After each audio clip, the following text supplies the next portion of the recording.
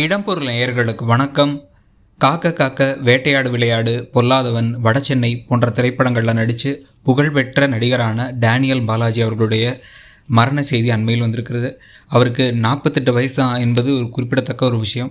48 வயசில் அவருக்கு heart attack மாரடைப்பால் உயிரிழந்தார் அப்படிங்கிற தகவல் வந்திருக்கு. நிஜமாகவே ஒரு மிகவும் வருத்தமான ஒரு செய்தி. அதுவும் இந்த ரீசெண்ட் டைம்ஸில் நிறைய பேருடைய மரண செய்திகள், அதுவும் இந்த மாதிரி ஹார்ட் அட்டாக்ல ரொம்ப கம்மி வயசில், அதுவும் சினிமா ஃபீல்டெலாம் செய்திகள் வர வர வர நமக்கும் அவ்வளோ கஷ்டமாக இருக்குது. டேனியல் பாலாஜி அவர்கள் பார்த்திங்க அப்படின்னா சித்தி அப்படிங்கிற ஒரு சீரியலில் டேனியல் அப்படிங்கிற ஒரு கதாபாத்திரத்தில் நடித்ததுனால அந்த அடைமொழியால் அழைக்கப்பட்டவர் டேனியல் பாலாஜிங்கிற பேர். அவர் பேர் டிசி பாலாஜி, அதுக்கப்புறம் டேனியல் பாலாஜினே மாறிடுச்சு.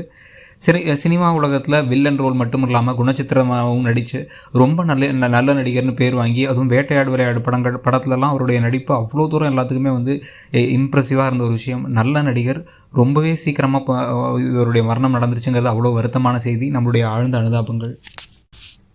இடம்பொருள் நேயர்களுக்கு வணக்கம். காக்க காக்க, வேட்டையாடு விளையாடு, பொல்லாதவன், வடசென்னை போன்ற திரைப்படங்களில் நடித்து